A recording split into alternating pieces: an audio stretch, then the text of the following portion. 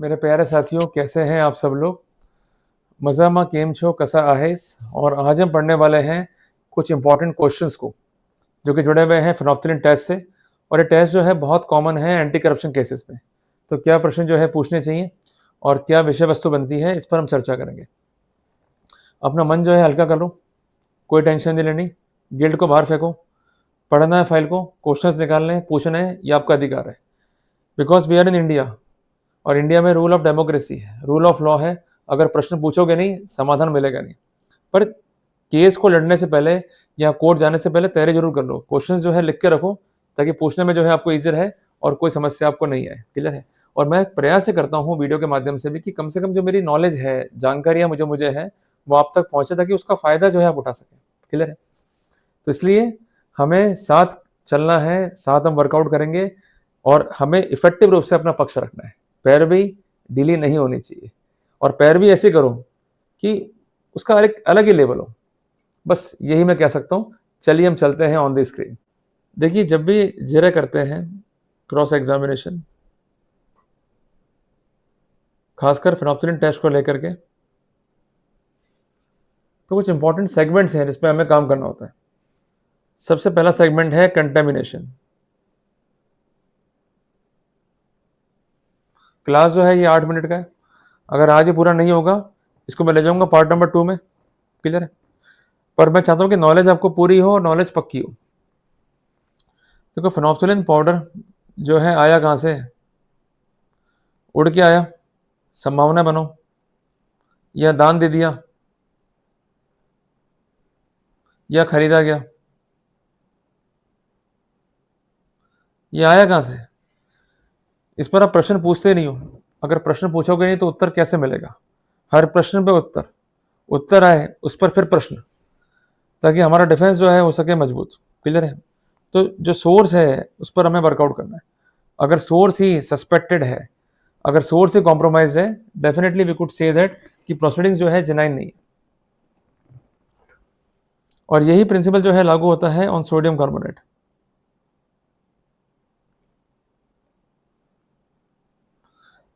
देखो, साइंस क्या कहती है कि जब ये केमिकल मिलेंगे आपस में in the presence of UV light, इनका जो कलर है वो आ जाएगा पिंक। ये मोटी मोटी बात जो है हमें समझनी है, पर जो कंसर्न केमिस्ट्री है इन केमिकल्स की, इसको लेकर के मैंने अलग जो है कंटेंट लिखा है, वहां पर जाकर भी आप जो है देख सकते हैं। तो मोटी मोटी बात यह है कि जो सोर्स है इस पर अपने को बातचीत करनी है और इसके अलावा आरटीआई जो है लगा के रखो। और इस विषय पे आप टीएलओ से एक ही क्वेश्चन पूछ सकते हैं कि जो फिनोप्थिलिन पाउडर या सोडियम कार्बोनेट काम में लिया गया, यह आपके डिपार्टमेंट को किस वर्ष में अलॉट हुआ? बहुत इंपॉर्टेंट है। दूसरी बात, जब भी ये केमिकल यूज होंगे तो निश्चित तौर पे कंज्यूम होंगे। एम आई राइट?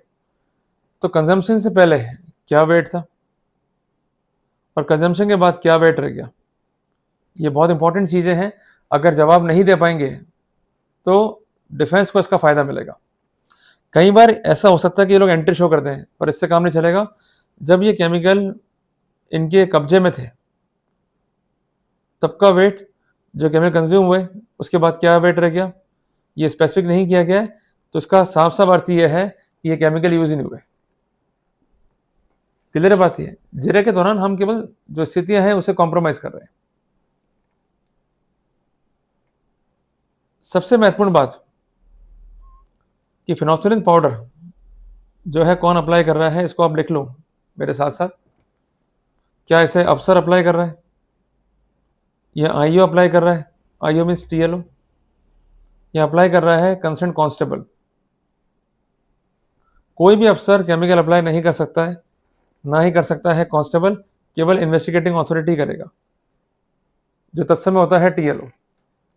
अगर अप्लाई कर दिया किसी कांस्टेबल ने तो ये सेक्शन 17 पीसी8 का उल्लंघन है। पहली बात तो ये। दूसरी बात, जो कंसर्न आईओ भी है, he must comply with section 17 of पीसी8, मीन्स वो होना चाहिए authorised to do the proceeding. अगर आईओ ही इनकम्पिटेंट है और वहां कानून का उल्लंघन हुआ है तो प्रोसीडिंग को अपने आप में जेन्युइन नहीं कहा जा सकता। इसको जो है आप नोट डाउन कर लीजिए। तीसरी बात यह है कि जब अप्लाई होगा फेनोक्सिलिन पाउडर तो ग्लव्स पहनने चाहिए हाथ में, ताकि जो संभावना है मैनिपुलेशन की उसको शून्य कर सके। और इसके साथ साथ ब्रश का जो है उपयोग करना चाहिए, पर अक्सर देखा गया है कि ये अपने हाथों से ही पाउडर को अप्लाई कर देते हैं, या अखबार में रखे पाउडर को जो करेंसी नोट है उस पर केमिकल जो है अप्लाई करते हैं, जो अपने आप में ही गलत प्रोसेस है। जो इनके नियम बने हुए हैं, जो इनके मैनुअल हैं, उसकी जानकारी आपको होनी चाहिए। और मैंने इस विषय पर अलग से कंटेंट भी लिखे हैं regarding the manuals of ACD, वहां जाके आप जो है ऑब्जर्व कर सकते हैं। तो हमने यहां तक समझ लिया कि बेसिक प्रोटोकॉल्स क्या हैं to avoid the contamination. Clear? अब चलते हैं थोड़ा सा अपन आगे कि जब भी ये केमिकल यूज होंगे उसके बाद इनको वापस से रखवाया जाएगा। तो क्या उस समय का कोई इंद्राज अवेलेबल है मालखाना में? क्लियर है? और इसके अलावा जो केमिकल निकाले गए उसका सरकारी आदेश कहां पर है? ये होता ही नहीं। As per direction of honourable Supreme Court कोई भी आदेश या डायरेक्शन मौखिक नहीं हो सकते, more specifically if given by a public servant और गवर्नमेंट सर्वेंट। अगर मौखिक आदेश से काम होगा तो आदेश अपने आप में ही इलीगल है। आप इस पॉइंट पर भी जो ऑब्जेक्शन है वो रेज कर सकते हैं, और सिंपल शॉर्ट क्वेश्चन जो है पूछेंगे कि जो ये केमिकल निकाले गए रखे गए एज पर फैक्ट्स, इसके संबंध में कोई सरकारी आदेश पत्रावली पे नहीं है। खत्म। एक बात ध्यान रखिएगा, जब भी आप क्वेश्चन पूछेंगे तो वाई शब्द को अवॉइड करें। एक मैंने किताब पढ़ी थी आर्ट ऑफ क्रॉस एग्जामिनेशन की, उसमें बात जो है देखने को मिलेगी आपको। हालांकि जब मैंने ये किताब पढ़ी थी मैं बहुत यंगर एज पे था उस समय, ये बात है आज से 20-22 साल पहले की। क्लियर है? पर इसके जो सिद्धांत है मुझे आज भी ध्यान है। तो मेरा आप सबसे कहना है कि जब भी हम पढ़ रहे हैं किसी केस को, तो सिर्फ लड़ने के इरादे से केस को नहीं लड़ना है। We need a proper planning, proper strategy, ताकि हमें जो है दिक्कत नहीं हो, कोई प्रॉब्लम जो है वहां पर इंश्योर नहीं हो। क्लियर? इसके अलावा कई बार आप देखना, ये जलाते हैं अखबार को, क्यों भाई? कहाँ लिखा हुआ है? और सबसे महत्वपूर्ण बात कि जो मैनुअल है ये केवल इनकी गाइडिंग प्रिंसिपल्स की तरह है, पर जो भी आप काम कर रहे हो उसका जस्टिफिकेशन रिकॉर्ड पे होना चाहिए। अगर वो नहीं है तो वहां पर भी आप ऑब्जेक्शन या प्रश्न जो है पूछ सकते हैं। क्लियर? इसके अलावा जो करेंसी नोट है उसका सोर्स क्या है, इस बारे में टीएलओ को भी एविडेंस रिकॉर्ड पर रखनी चाहिए। सबसे महत्वपूर्ण बातें ये इसलिए हैं कि हम इन बातों को अवॉइड कर डालते हैं और सामान्य जरिए पर लग जाते हैं, जो कि हमें नहीं करना चाहिए। क्लियर है?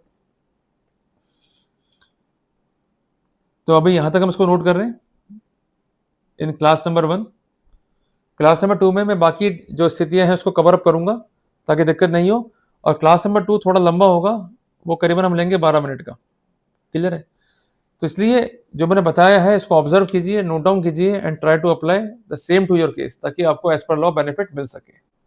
तो इसलिए चीज़ें मुश्किल नहीं है, वर्कआउट करना पड़ेगा तभी स्थितियां जो है आसान होगी। तो मिलेंगे अपन पार्ट नंबर 2 में। तब तक आप अपने नोट जो है बना के रखो, ये जो प्रिंसिपल्स है इसको अप्लाई करने का प्रयास करो, और जो स्पेसिफिक जानकारियां हैं और भी अधिक वो मैं डिस्कस करूंगा पार्ट नंबर 2 में। मिलते हैं अध्याय नंबर 2 में।